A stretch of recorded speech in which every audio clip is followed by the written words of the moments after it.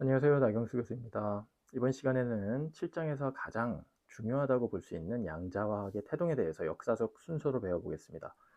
자, 플랑크의 양자론, 아인슈타인의 광전력과, 보어의 수소 모형, 드브로이의 입자의 파동으로서의 성질까지 양자화학의 개념이 이제 역사적으로 순서대로 등장하는데요. 이것들이 어떻게 실험 현상에 활용이 되어 양자론이 점점 더 확장되어 가는지에 대해서 배워보도록 하겠습니다. 참고로 여기 계신 4명의 과학자들은 모두 노벨 물리학상을 받은 분들입니다. 자, 양자화학 또는 양자역학이라고도 종종 말을 하는데요. 이 영어로는 퀀텀 케미스트리 또는 퀀텀 다이나믹스 또는 퀀텀 미케닉스라고 하는 이러한 학문 분야는 뉴턴으로부터 시작된 고전역학을 이용한 실험 해석에 대한 한계로 인해서 고전역학이 설명하는 실험 현상을 설명하기 위해 1900년 초반에 제안된 이론입니다. 자, 일반화학에서는요, 양자화학은 제가 두 가지로 나누어서 다루려고 합니다. 표에 보시는 것처럼 왼쪽은 양자화학의 개념에 대한 이야기가 있고요. 이 시기에 4명의 과학자들이, 즉 막스 플랑크, 아인슈타인, 닐스 보어, 드루브로이라고 하는 4명의 과학자들이 서로 다른 4가지의 실험에 대한 설명을 위해서 양자 이론을 도입했던 내용들에 대해서 다루고요. 두 번째 양자화학에 대한 수업으로는 오른쪽 표에 있는 하이젠베르크, 슈레딩거, 파울리까지 3명의 과학자가 있는데요. 이 3명의 과학자들이 양자화학을 어떻게 진보시켰는지에 대해서 배워볼 계획입니다. 자, 이번 수업 영상에서는요, 표의 왼쪽에 정리된 양자화의 개념이 등장하던 시기의 내용을 다루도록 하겠습니다. 1900년도를 전후로 해서요, 당시까지 정리되었었던 뉴턴의 고전 역학으로는 도저히 설명이 안 되던 실험 결과들이 있었습니다. 원자의 안정성과 선 스펙트럼에 대한 실험 결과들이 있었는데 이러한 결과들을 설명하지 못했었고, 특히 흑체 복사라고 하는 블랙바디 레디에이션이라고 하는 그러한 현상을 설명하지 못했으며 수소 원자의 불연속적 선 스펙트럼을 설명하지 못했었습니다. 다시 말씀을 드리면 이러한 실험들을 고전 역학을 가지고 우리가 알고 있었던 당시로서 알고 있었던 지식을 이용해서 설명하려고 했더니 설명에 한계가 있었고, 이 한계를 극복하고자 제안한 이론이 바로 양자론 또는 양자화학이라고 할 수가 있겠습니다. 자, 각각의 실험 결과는요, 일반학 수준에서는 다루지는 않습니다. 그러나 제가 간단하게 설명을 드리면서 일반학 수준에서 중요한 내용들을 간추려서 설명을 드리도록 하겠습니다.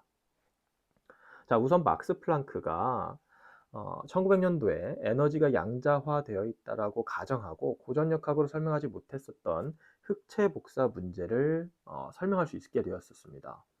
플랑크가 제안한 양자론을 토대로 비슷한 시기에 그 아인슈타인이 관찰했던 광전효과 실험이 있었는데 이 실험을 설명할 수 있게 됩니다. 그에 이어서 보어가 수소 원자로부터 방출되는 불연속적 선 스펙트럼에 대해서 실험 결과를 수소 원자의 핵 주변에 양자화되어 있는 전자 궤도가 원형으로 되어 있다라고 제안함으로써 설명을 할 수가 있게 되었는데요. 드브로이는 이후에 입자가 움직일 때 이제 그 핵 주변에 전자가 움직일 때 파동의 성질을 가지고 움직인다라는 입자의 파동성에 관해서, 또는 종종 우리가 이제 물질의 파동성이라고 해서 물질파라고도 하는데요. 그러한 개념에 대해서 연구를 했고, 이런 식으로 양자론의 기초 개념이 차근차근 정립이 되었습니다. 자, 무슨 말이냐면요, 간단히 세부 내용으로 들어가기 전에 요약을 먼저 하면 흑체 복사, 수소 원자의 불연속적인 선 스펙트럼 등과 같은 실험 결과들이 있었고, 이 실험 결과를 당시까지 오랫동안 받아들여져 온 뉴턴의 고전역학으로는 설명을 못했다. 그래서 사람들이 이것을 설명하기 위해서 새로운 가설 또는 이론이 필요했는데, 양자론이라고 하는 이론, 즉 에너지가 입자처럼 거동한다라는 양자 이론을 이용해서 설명을 했더니 설명이 잘 되더라. 그래서 더 많은 사람들이 이제 플랑크에 의해서 아인슈타인, 보어, 드브로이들이 본인 연구에 또는 주변에서 그 보고되었었던 여러 가지 실험 결과에 적용했더니 잘 맞더라. 그래서 이후 더 많은 과학자들이 양자 이론을 탐구하게 되었다. 이런 말씀입니다. 자, 오늘 배울 첫 번째 과학자에 대한 그 연구는요, 플랑크인데요. 플랑크라고 하는 물리학자가 있고 굉장히 위대한 물리학자이기도 합니다. 독일에 가면 전 세계적으로 유명한 연구소가 있는데요. 그 연구소의 이름이 바로 막스 플랑크 인스티튜트라고 하는 연구소가 있습니다. 굉장히 많은 노벨상 수상자가 배출이 되기도 했죠. 자, 플랑크는요, 흑체 복사라고 하는 실험 현상을 해석하고 있었는데요. 흑체 복사가 무엇이냐면 간단히 실험을 설명하고 하고 넘어가면 고체가 가열되면 넓은 파장형에서 복사선을 방출합니다. 마치 검은색 철로 되어 있는 그 시커먼 냄비나 또는 난로 같은 것을 높은 온도로 가열하면 금속으로부터 불그스름한 빛부터 노란색 빛까지 뭐 다양한 빛깔의 색깔로 되어 있는 그러한 빛들이 복사의 형태로 방출된다라는 게 바로 흑체 복사입니다. 당시 고전역학을 통해서 현상을 설명하다 보면 파장이 짧아져서 자외선 영역으로 갈수록 에너지가 무한대로 커져야 한다는 예측 결과가 나오는데요. 이 내용에 대해서는 제가 일반화학에서는 다루진 않습니다. 물리화학으로 들어가서 양자역학을 배우게 되면 이러한 현상을 자외선 파국 또는 자외선 파탄이라고 하는 현상으로 보고가 되었고, 이 현상을 설명하고자 그 플랑크가 굉장히 급진적인, 상당히 그 당시로서는 급진적인 가설을, 그러니까 극단적이라고 볼 수도 있는 거죠. 그러한 가설을 제안합니다. 어떤 가설을 제안했냐면 원자나 분자는 작은 꾸러미나 다발처럼 불연속적인 에너지량만을 흡수하거나 방출할 수 있다라고 하고, 그때 불연속적인 에너지량을 단순히 h누라고 하는 값으로 정의를 합니다. 여기서 h는 플랑크 상수입니다. 자, 플랑크 상수고요. 말 그대로 상수입니다. 단위는 줄 곱하기 세크입니다. 여기 뒤에 있는 s는 초의 단위입니다. 그리고 뒤에 있는 누 기억나시죠? 바로 프리퀀시입니다. 진동수죠. 따라서 단위는 세크 마이너스 1입니다. 자, h하고 누를 곱하면 어떻게 되죠? 단위가 바로 줄 세크와 세크가 없어지기 때문에, 곱해지기 때문에 세크 단위가 없어지면서 단위는 줄의 단위로 나옵니다. 즉 에너지의 단위로 나오지요. 이러한 에너지가 양자화되어 있고, 여기서 양자화되어 있다는 말이 무슨 말이냐? 에너지가 마치 알맹이, 입자처럼 행동한다는 것을 의미합니다. 자, 에너지를 에너지 꾸러미 또는 에너지 알맹이라고 하는 식으로 개념으로 정의를 하고, 이때 에너지 알맹이가 가진 에너지의 크기를 h누라고 정의를 한 거예요. 에너지 알맹이 하나의 에너지가 바로 h누입니다. 이러한 에너지 알맹이를 당시 플랑크는 양자, 영어로는 퀀텀이라고 정의를 한 것이죠. 이름을 붙여준 거예요. 자, 양자 한 개의 에너지를 h누라고 정의하고, 물질들 사이에 에너지가 전달될 때는 에너지는 양자의 정수배, 즉 h누의 정수배 nh누로만 전달될 수 있다고 가정을 합니다. 무슨 말인지 좀 와닿지 않을 수도 있는데요. 간단히 이야기하면 에너지도 마치 입자와 같은 성질로 되어 있고, 그 에너지 알맹이를 양자로 정의하며 양자 한 개의 에너지를 플랑크 상수와 그때의 진동수를 곱해서 h누로 정의를 한 것이죠. 이러한 것을 토대로 이제 흑체 복사에서 일어났었던 자외선 파탄이라고 하는 그러한 실험 현상을 설명했더니 너무나도 실험 결과를 잘 설명했던 것입니다. 바로 과학적 방법을 통한 사고의 흐름인데요. 과학적 방법이라는 건 여러분들 일반화학에서 맨 첫 번째 수업에서 다룹니다.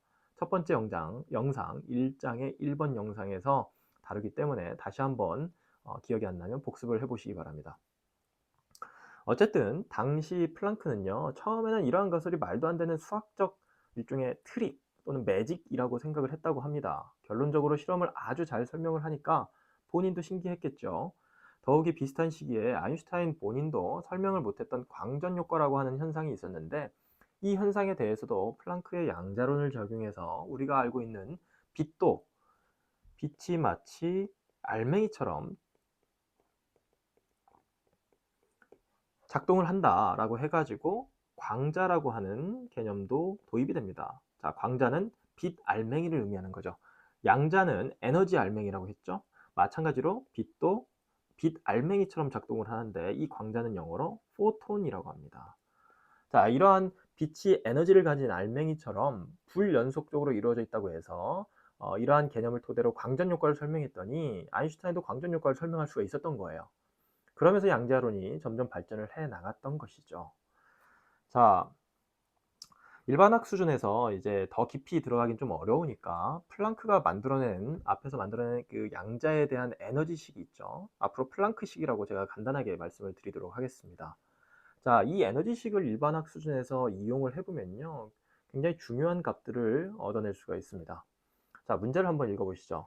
파장이 5.50 곱하기 10의 4승 나노미터인 광자와 파장이 5.50 곱하기 10의 마이너스 2승 나노미터인 광자의 에너지를 줄 단위로 계산하라. 한쪽은 자 파장이 10의 4승이고요. 오른쪽은 파장이 10의 마이너스 2승 단위로 되어 있습니다. 자, 즉 첫 번째 파장은 굉장히 긴 장파장이죠. 롱 웨이브랭스죠. 자, 두 번째는 그거에 비해서 상대적으로 단파장이에요.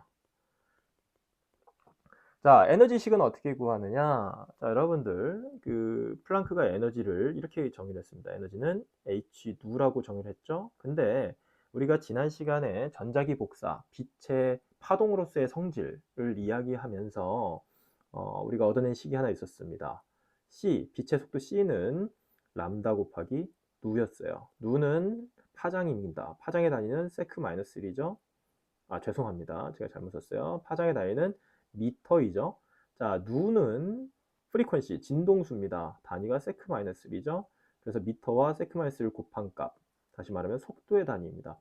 그리고 이 식을 다시 변형을 하면 누는 뭐예요? 람다분의 c입니다.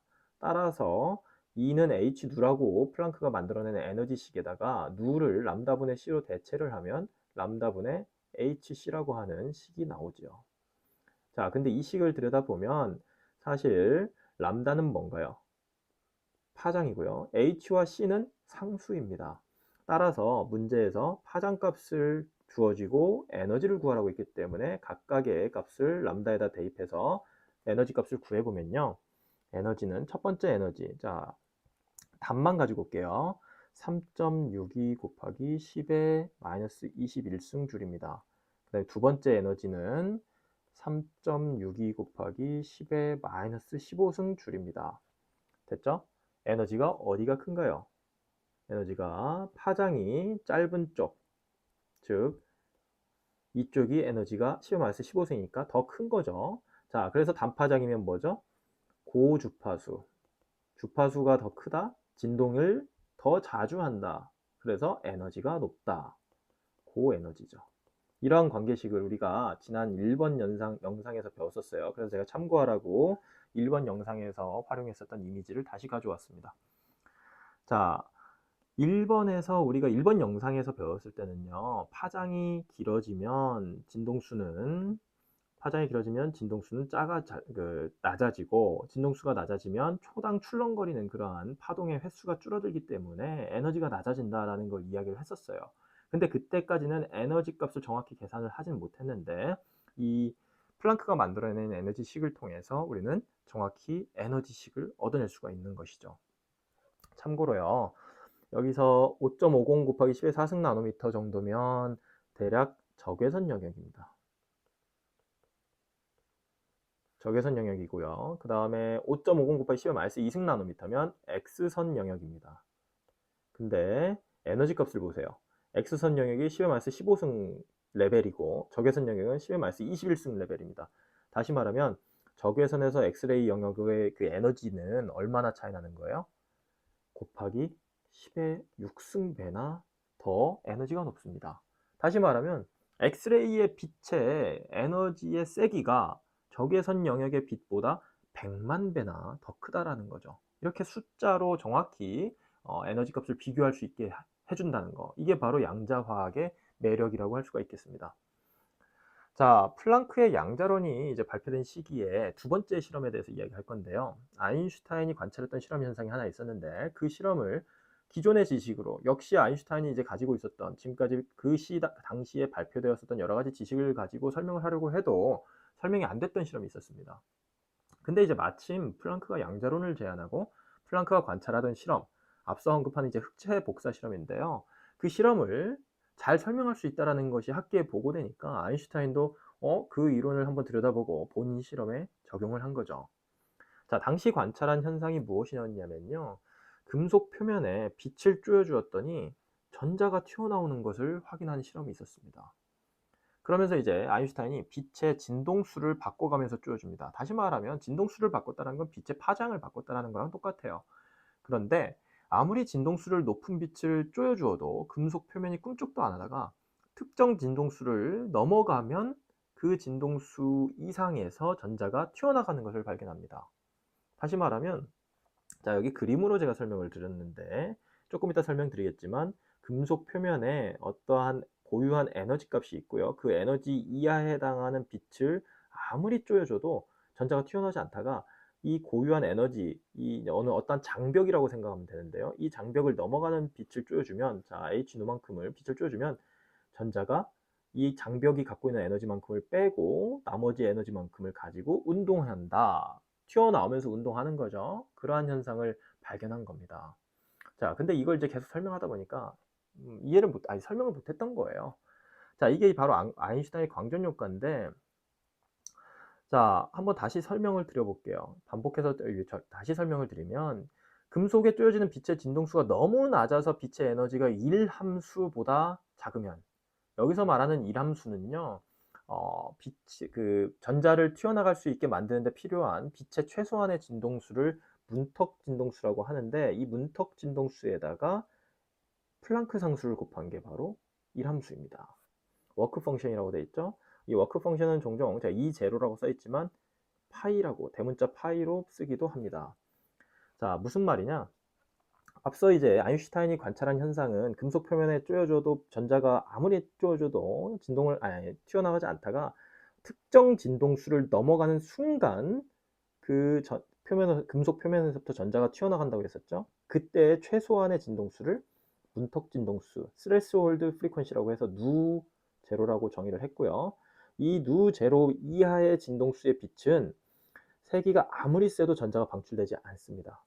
그리고 이 문턱 진동수에다가 그 플랑크 상수를 곱한 게 h 누 제로라고 해서 1함수라고 하는데, 이 1함수를 넘어가는 에너지를 주어야만 전자가 튀어나오는 것이죠.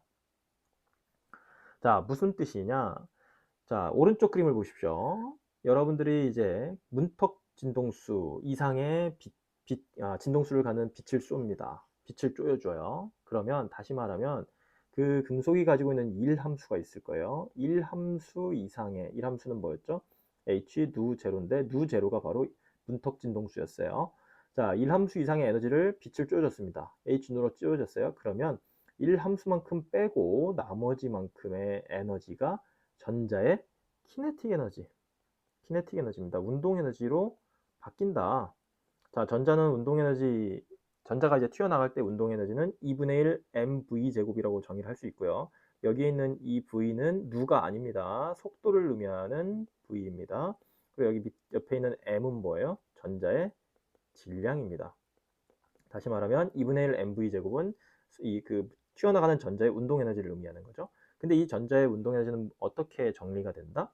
쪼여준 빛의 에너지에서 금속이 가지고 있는 고유한 1함수만큼을 빼준 값하고 같다. 자, 아주 간단한 식이지만요, 이 광전 효과로부터 얻어진 이 식이 인류 과학사에 미친 영향은 어마어마합니다. 아인슈타인은 뭐 다양한 과학으로 유명한 사람이기도 하지만 여러분들 잘 아는 상대성 이론도 있죠. 그렇지만 아인슈타인이 노벨상을 타게 된 계기는 바로 이 광전 효과입니다. 이 개념을 통해서 양자역학을 더욱더 발전시킨 것은 물론이고요. 현대 전자기술, 반도체, 태양전지, 광센서 등 빛을 이용한 다양한 첨단 전자장치 개발에 기반이 된 그러한 과학적 발견이기도 합니다. 자, 일반학 수준에서만 제가 광전 효과를 예제를 통해서 잠깐 적용을 해보면요. 한번 문제를 읽어보시죠. 세슘 금속이 있습니다. 세슘 금속에 1함수가 주어져 있네요. 자, 1함수가 주어져 있으면 이 1함수가 갖는 의미를 여러분들도 머릿속에 떠올려야 돼요. 1함수라고 되어 있지만 1함수의 단위는 바로 줄입니다. 다시 말하면 1함수는 에너지예요. 금속이 가지고 있는 고유한 에너지로서 이 1함수를 극복해야만 금속 표면에서 전자가 튀어나갑니다. 자, 이 금속에서 전자를 방출하는 데 필요한 빛의 최소 진동수는 얼마인가? 자, 이 최소 진동수는 뭐예요? 질문에 그 용어는 나와 있지 않지만 이게 바로 뭐다? 문턱 진동수다. 문턱을 넘어가기 위한 최소한의 빛의 진동수를 의미하는 거죠. 자, 누 제로는 어떻게 구할까요? 누 제로는 어떻게 계산해요? 자, h 누 제로가 뭐예요? 바로 E 제로입니다. E 제로가 뭐였죠? 1함수였어요. 따라서 누 제로는 h분의 1함수입니다. 맞죠?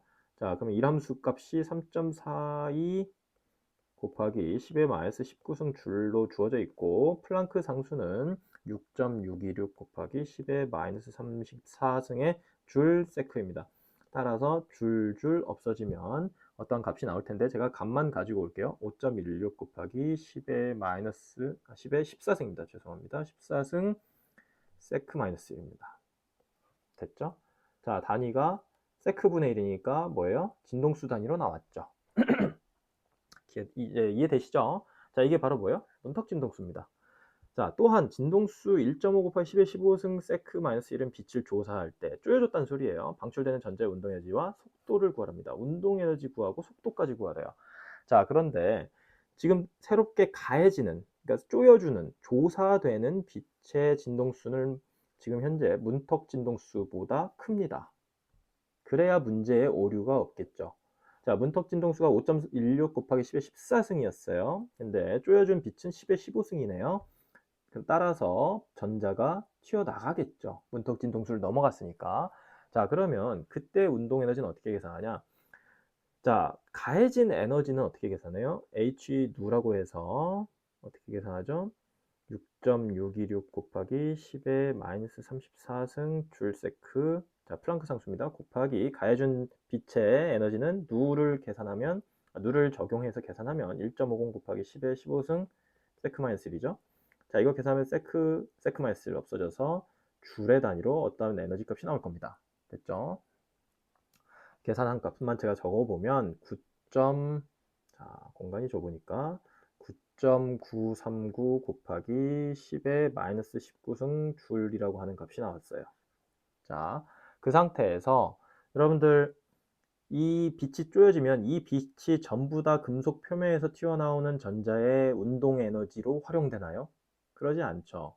자, 얼마만큼 빼내야 돼요? 금속 표면이 가지고 있는 1함수만큼의 에너지를 빼고 남는 에너지가 전자의 운동에 활용이 되는 겁니다. 따라서 H누에서 뭘 빼야 돼요? H누 제로를 빼야 됩니다. 다시 말하면 파이를 빼야 돼요. 파이 값은 3.42 곱하기 10의 마이너스 19승 줄이라고 문제에 이미 주어져 있습니다. 따라서 위에 이 값에서 이 값을 빼는 거죠. 뺀 값이 뭐예요? 바로 전자가 운동하는 데 쓰이는 에너지, 키네틱 에너지입니다.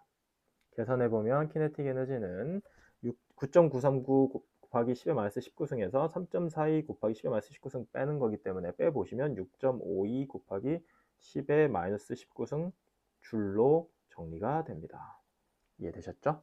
자, 그런데 키네틱 에너지, 운동 에너지를 구했는데 이제는 뭘 구하래요? 속도까지 구하래요. 튀어나가는 전자가 얼마나 빠른 속도로 가는지를 계산하라는 건데 키네틱 에너지는 어떻게 정의가 되나요? 2분의 1 mv의 제곱으로 정의가 되죠. m은 전자의 질량입니다. 자, 전자의 질량은 9. 외울 필요는 없습니다. 보통 이런 문제가 주어지면 여러분들한테 이러한 값들은 주어집니다. 그래서 9.12 곱하기 10의 마이너스 31승 킬로그램이 됩니다. 됐죠? 자, 그러면 여기 m 값을 아니까 v 값만 구하면 되죠. 그래서 v 값을 구해보면 간단히 계산된 값만 가지고 오겠습니다. 1.20 곱하기 10의 6승 미터 퍼 세크로 정리가 됩니다. 자, 아주 간단한 아인슈타인의 광전효과식을 이용해서 금속 표면에 쪼여진 빛의 진동수를 알고 금속의 일함수를 알고 있으면 금속 표면에서 튀어나가는 전자의 운동 에너지는 물론 튀어나가는 전자, 마치 전자총을 상상하시면 되는데요. 그 전자총에서 발사되는 전자의 속도를 계산할 수가 있는 거죠. 자, 이러한 아인슈타인의 광전효과 식으로부터 이러한 정보를 얻어낼 수 있다는 점에서 굉장히 중요하고요. 이걸 반대로 이용하면요. 이렇게도 활용이 가능합니다. 여기서 우리가 이야기하는 1함수라고 하는 건요. 자, 1함수라고 하는 건 금속마다 고유값으로 정해져 있습니다. 금속마다 다 다르게 다른 값을 갖는데요. 이러한 특징을 이용하면 우리가 이런 걸 알아낼 수 있어요. 이 금속이 무슨 금속인지 알고 싶은 거예요. 어떤 금속인지 몰라요. 지금 문제는 세슘 금속이라고 주어져 있지만 어떤 금속인지 모르는데 우리가 여기다가 특정 진동수의 빛을 쪼여줍니다. 그래서 진동수를 여러 가지를 바꾸면서 실험을 하면서 이때 튀어나온 전자를 우리가 디텍션을 한 거죠. 디텍션을 하고 이 전자의 속도를 측정해냅니다. 뭐 실험 분석 장치를 통해서 속도 측정하는 거니까 여러분들은 속도 측정 장치, 속도계로 측정하나 보다. 이 정도만 알고 있으면 돼요. 그러면 여러분들 보세요.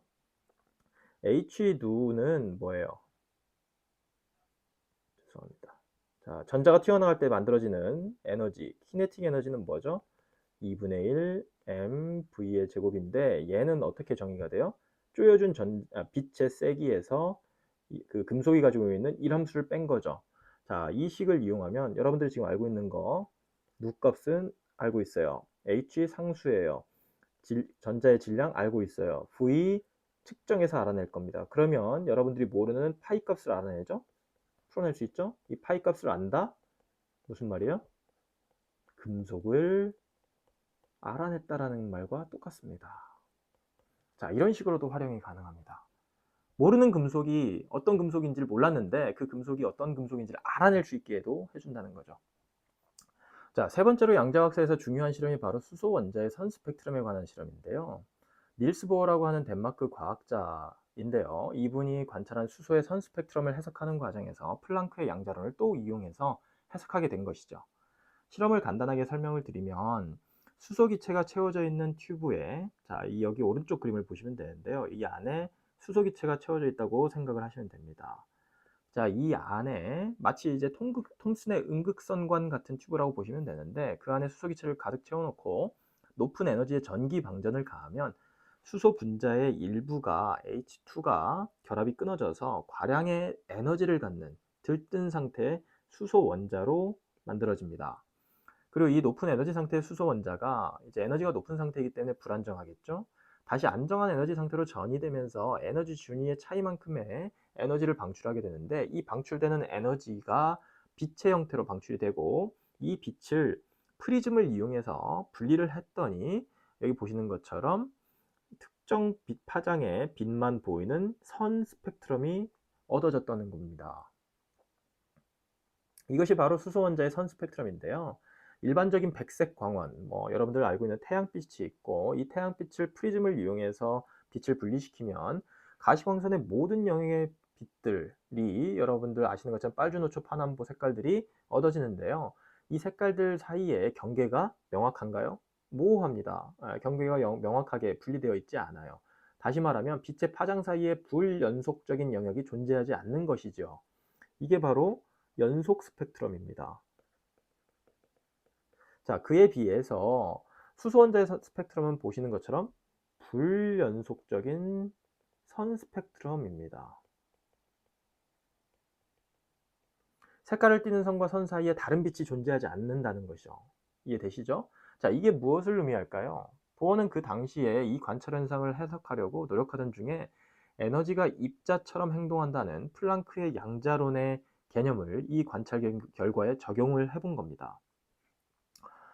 자, 따라서 수소 원자 내에 전자가 자유롭게 핵 주변에서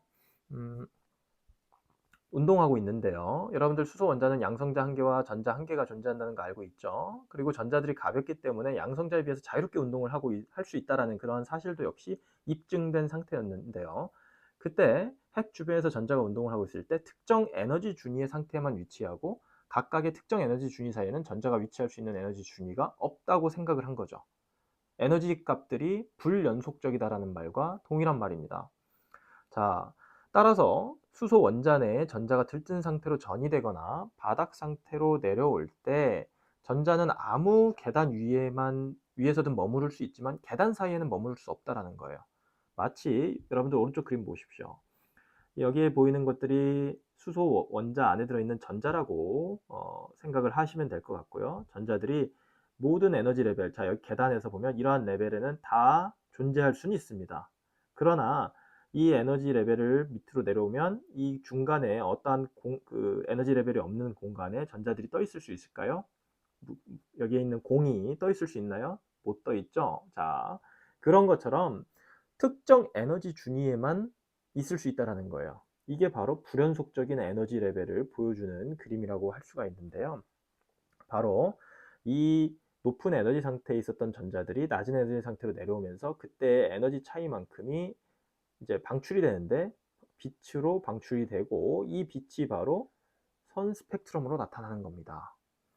플랑크가 제안했던 에너지가 양자화되어 있다는 개념처럼 수소 원자 내 전자의 에너지도 양자화되어 있고, 이 말은 곧 에너지 준위가 불연속적이라는 의미와 같습니다. 자, 그렇게 해서 보어는요, 수소 원자 내 전자에게 허용되는 에너지 준위들을 계산하는 식을 유도해냅니다. 바로 여기 보이는 식인데요. 참고로 식에 들어있는 2.178 곱하기 10의 마이너스 18승이라고 하는 이 값은 리드베리 상수라고 합니다. 뭐 종종 리드버그 상수라고도 하고 리드베리라고 발음을 하기도 하는데요. 어쨌든 그게 중요한 건 아니지만 이 값이 바로 에너지의 단위를 갖는 리드베리 상수라는 거, 이 값만 여러분들이 이해를 하면 될 것 같고요. 그리고 식 안에 있는 n이 있죠, n. 자, 이 n은 전자가 배치될 수 있는 궤도의 번호로서 핵에 가장 가까운 곳이 1입니다. 자, 여기 수소 원자를 보시면 이게 핵이 있고요.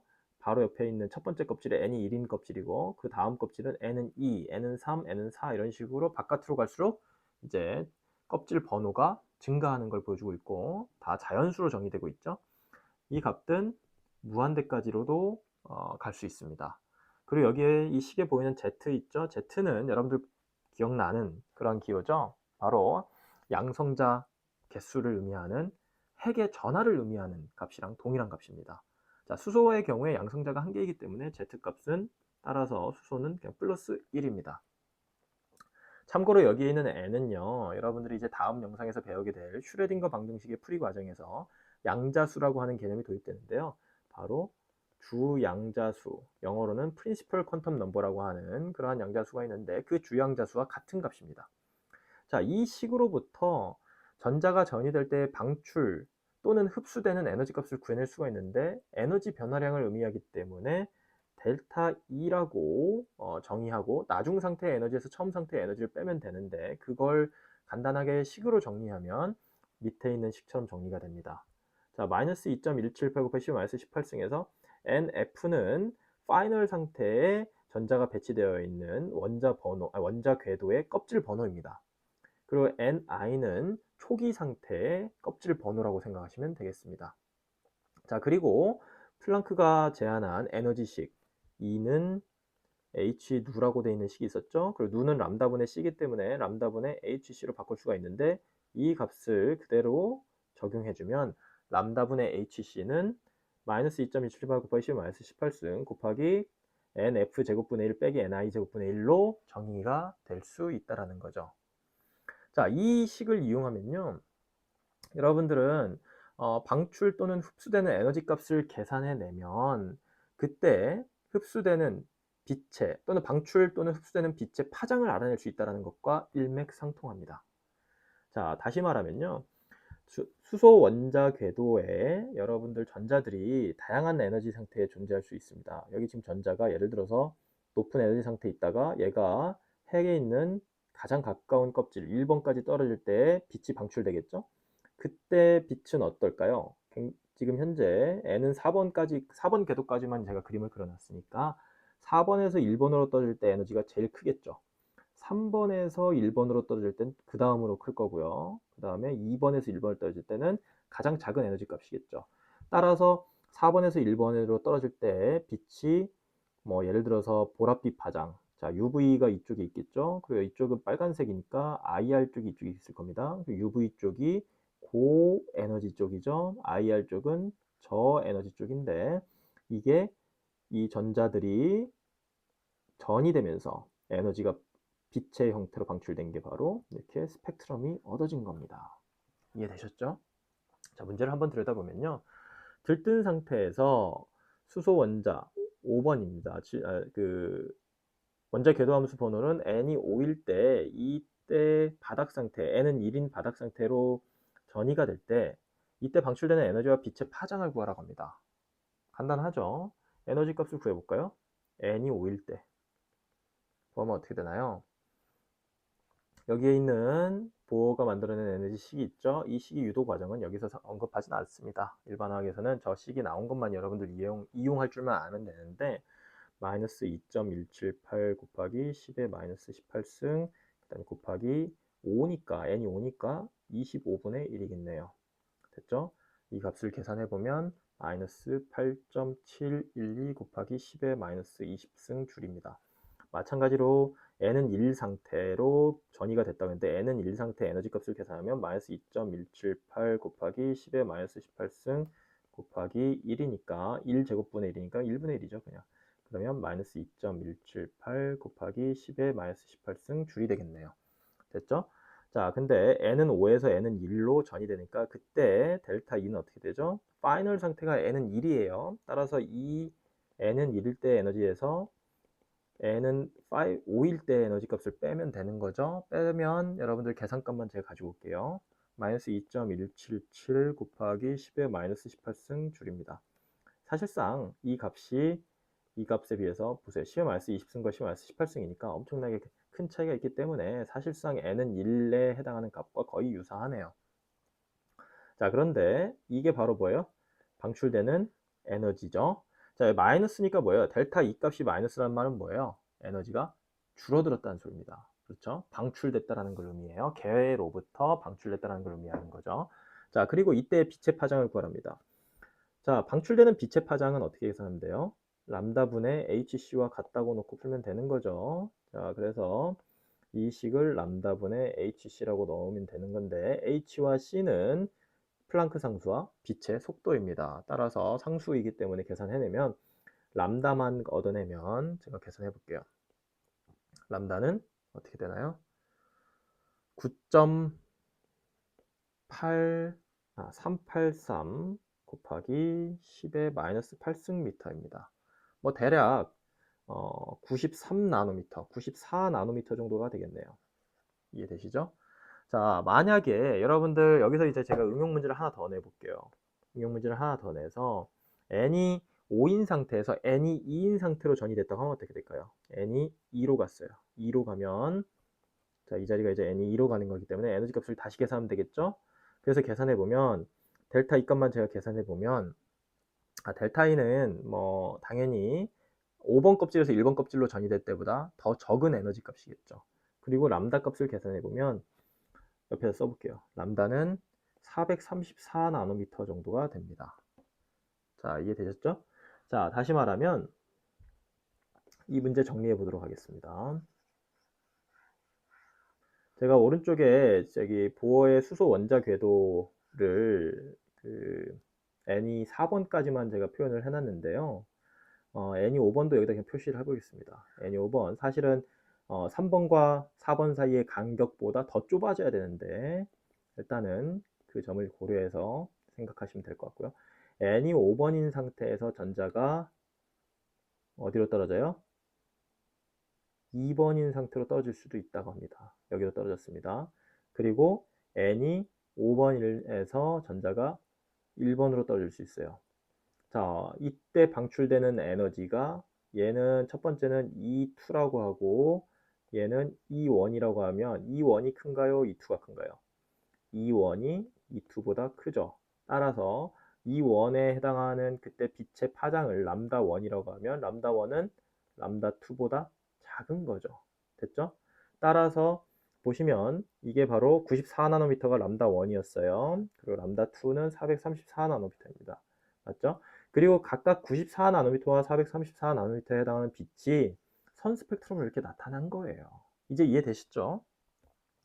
자, 이것도 역시 플랑크의 양자론에서 비롯된 에너지식으로부터 비롯된 해석입니다. 그렇게 해서 보어가 불연속적인 수소 원자의 선 스펙트럼을 이제 해석할 수가 있게 된 것이죠. 자, 계속 이어나가도록 하겠습니다. 보어의 실험을 좀 더 들여다보면 바닥 상태의 수소 원자에서 전자를 제거한다는 것이 무엇을 의미하나요? 자, 여기 한번 문제를 통해서 한번 연습을 할 건데요. 바닥 상태에 있는 수소 원자에서 전자를 제거하는 데 필요한 에너지를 계산해라. 그리고 이 에너지를 공급하기 위한 빛의 파장을 계산하라. 자, 무슨 말일까요? 바닥 상태의 수소 원자에 있는 전자는 n이 1인 상태, 가장 낮은 에너지 레벨에 있는 전자를 의미하는데 얘를 어디까지 빼내요? 제거한다는 건 뭘 의미하죠? n이 무한대까지, 핵으로부터 무한한 거리로 빼내는 겁니다. 자유전자 상태로 빼내는 겁니다. 맞죠? 다시 말하면 수소는 전자가 하나가 가지고 있는데 수소로부터 전자를 떼어내서 수소 양이온으로 만들고 이 전자가 멀리 떨어뜨려 나갔다라는 걸 이야기합니다. 그때 필요한 에너지를 계산하는 건데 결론부터 말씀을 드리면요. 이건 이온화 에너지를 물어보는 겁니다. 수소로부터 전자를 떼어내서 양이온을 만들어내는 그때 필요한 에너지를 이야기하는 건데, 이 이야기는 사실은 이제 이 7장, 준달의 일반학에서는 7장의 후반부에서 다루고 레이몬드 창의 일반학에서는 8장에서 다룹니다. 자, 그래도 간단히 말씀을 드리면 원칙적으로 이온화 에너지라는 건 중성 원자로부터 X라고 할게요. 중성 원자인데 기체 상태이고요. 이때 전자를 하나 떼어서 플러스 양이온으로 만들대요. 사실은 이온화 에너지가 양이온화 에너지라고 해도 상관이 없습니다. 자, 그래서 X 플러스 가스로 만들고 전자 하나를 빼놓는 거죠. 이때 에너지가 출입을 하게 되는데, 이때 에너지를 이온화 에너지라고 합니다. 다른 영상에서 또 배울 겁니다. 자, 근데 바닥 상태라고 하면 N은 1인데 오른쪽 수소 원자 모델에서 이제 N이 무한대 상태로 떼어내는 걸 이야기하는데, 이때 보호의 에너지 준위식을 이용을 하면 여러분들 델타 E는 어떻게 정의됐었죠? 델타 E는 마이너스 2.178 곱하기 10의 마이너스 18승 리드베리 상수고요. 곱하기 뭐죠? 마지막 상태에서 이제 초기 상태를 빼는 거죠. 근데 마지막 상태가 무한대고 무한대 제곱분의 1로 빼고 대입을 하고요. 초기 상태는 1의 제곱분의 1이죠. 자, 이걸 계산하면 어떻게 돼요? 무한대분의 1에서 1을 뺀 거니까 결국엔 2분이 0이고요. 2분이 마이너스 1이니까 따라서 플러스, 여기 앞에 있는 마이너스랑 곱해져서 플러스 2.178 곱하기 10의 마이너스 18승 줄이 나옵니다. 자, 이 값이 갖는 의미 해석해 보도록 하시죠. 뭘까요? n이 1번인 전자 궤도 껍질에서 거기에 존재한 전자를 핵으로부터 무한대로의 거리로 떨어뜨릴 때 에너지가 플러스 주입되어야 되는데, 그때 주입되는 에너지는 2.178 곱하기 10의 마이너스 18승 줄에 해당한다. 그리고 이 값이 결국엔 물리적으로 이 상황을 우리가 해석을 해보면 이온화 에너지랑 같은 값이다 라는 것이죠. 자, 그리고 이때 빛을 이제 거기에 조사해 주는데, 쪼여주는데 빛의 파장을 계산하고 있기 때문에 얘를 람다분의 hc라고 갖게 놓고 이 람다 값을 계산하면 되죠. 자, 람다 값은 대략 91.2 나노미터가 나올 겁니다. 여러분들 연습해 보세요. 자, 답이 나왔죠? 참고로 이 빛은요, UV 영역입니다. 에너지가 그래도 꽤 높은, 가시광선 영역에 비해서는 꽤 높은 영역이죠. 다시 말하면 이 파장에 해당하는 빛을 수소 원자에 쪼여주면 어떻단 소리예요? 수소 원자로부터 전자 한 개를 멀리 떼어내서 수소 양이온으로 만들어낼 수 있다는 뜻과 같습니다. 자, 다음 영상에서 배우는 슈레딩거 방정식에서는요, 참고로 이 값을 똑같은 값을 얻어냅니다. 이제 뒤에 가서 다시 한번 언급을 하겠지만, 슈레딩거 방정식에서 유도된 에너지 값은 13.6 일렉트론 볼트라고 하는 에너지 값이 얻어지는데, 이 에너지를 수소에 주입하면 전자를 완전히 무한대의 거리로 떨어뜨려 줄 수 있다고 얘기를 하는데, 사실 13.6 일렉트론 볼트가 2.178 곱하기 10-18승 줄과 같은 값입니다.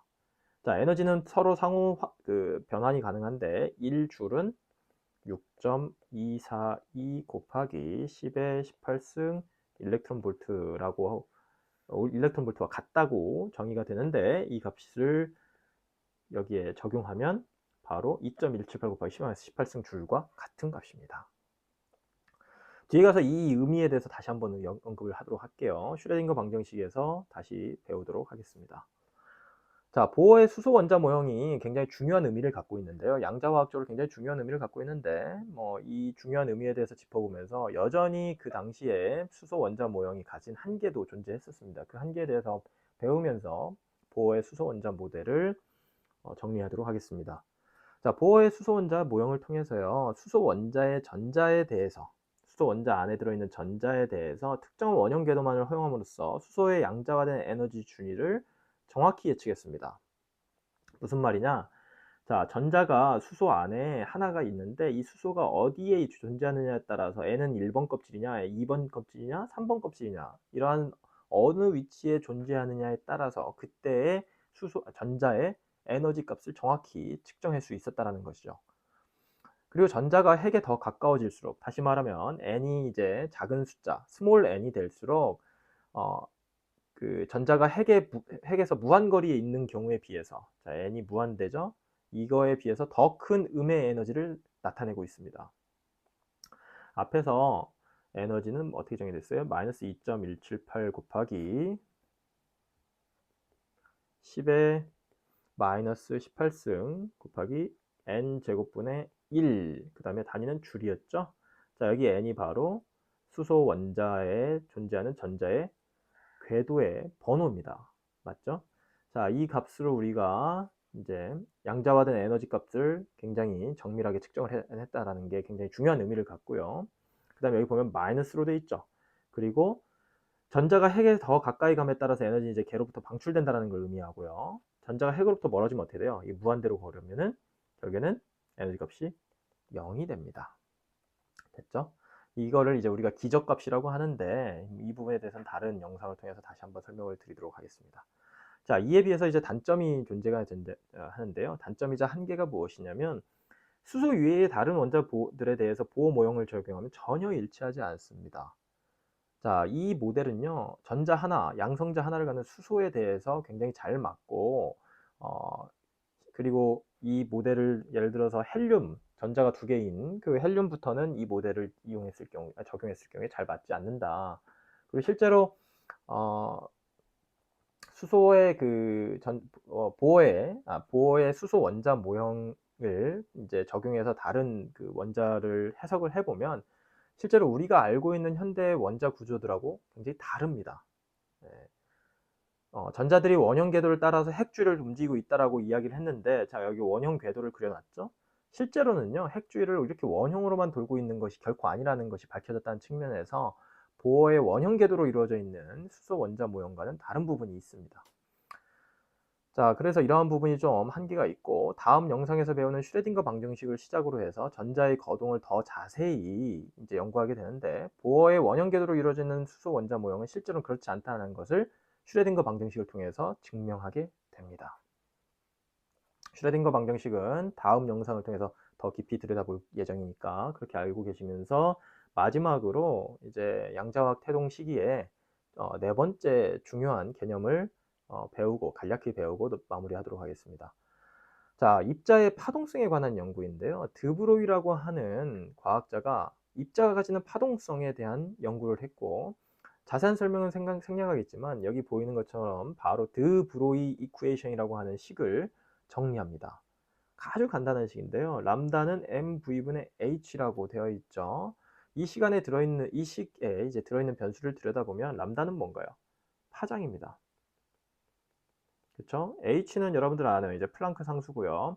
계속 플랑크 상수를 이용하기 있기 때문에 결국에는 플랑크가 만들어낸 그 양자론에서 비롯되는 이론이 계속 적용되고 있다는 걸 여러분들이 기억하면 좋을 것 같습니다. 자, 그리고 m은 뭐죠? m은 바로 질량입니다. 그리고 여기 있는 v는 여러분들 진동수를 의미하는 누가 아니에요. 속도를 이야기하는 v입니다. v 속도예요.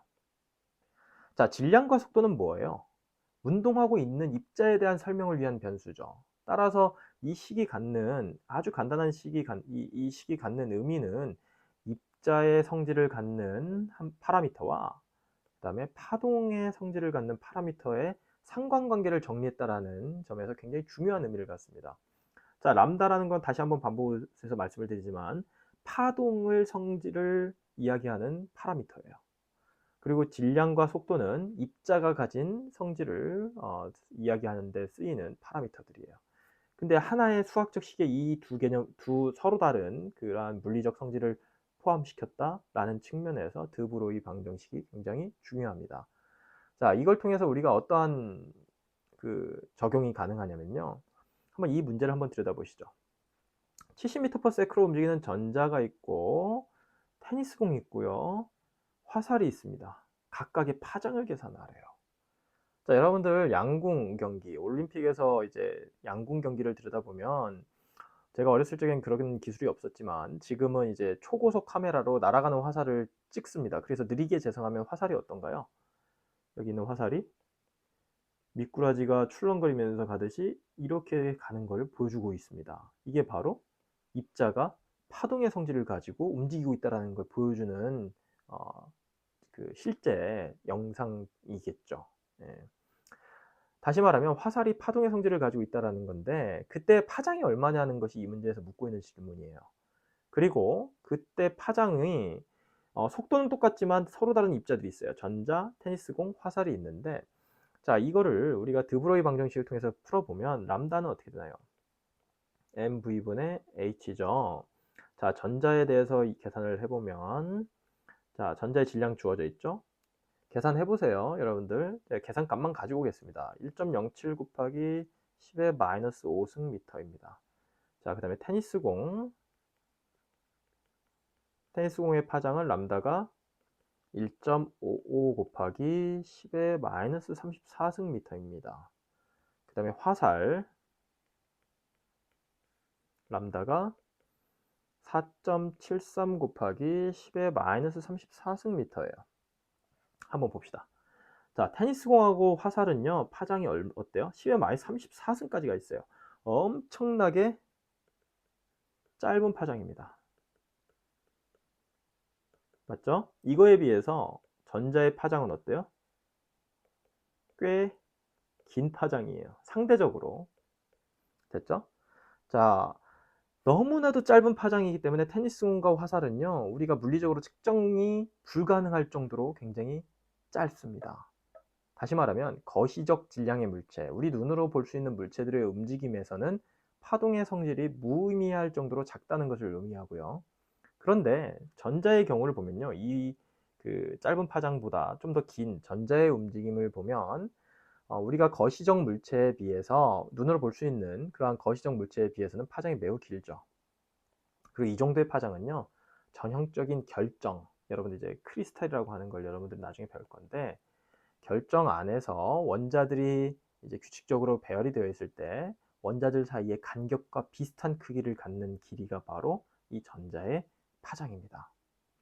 따라서 드브로이의 방정식은 이걸 통해서 계산되는 파장 자체는요, 전자, 중성자, 원자 정도의 수준에서만 실질적인 의미를 갖는다고 볼 수 있다. 이 정도만 이야기를 하고 드브로이 방정식에 대해서 정의를 마무리하도록 하겠습니다. 간단하게 드브로이 방정식을 한마디로 말씀을 드리면 물질, 입자가 가진 그 입자의 성질과 그 다음에 입자가 가진 파동으로서의 성질을 하나의 식으로 정리한 수학적 식이다라는 측면에서 의미가 있다. 자, 이 정도로 여러분들이 기억하시고 드브로이 방정식을 마무리하도록 하겠습니다. 자, 이상으로 여러분들 7장 수업에서는요, 양자화학에서 가장 중요하다고 볼 수 있는 그 기초 개념 4가지 지식에 대해서 배워봤습니다. 뭐 플랑크의 양자론, 아인슈타인의 광전효과, 보어의 수소 모형, 그 다음에 드브로이의 입자의 파동성까지 이제 양자화학 개념이 등장하고 이것들이 어떻게 실험 현상에 활용이 돼서 해석이 되는지, 양자론을 이용해서 해석이 되는지에 대해서 순서대로 짚어보았는데요.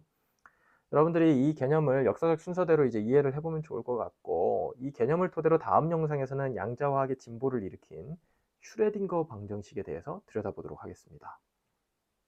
자, 오늘 수업은 이상으로 마치도록 하겠습니다.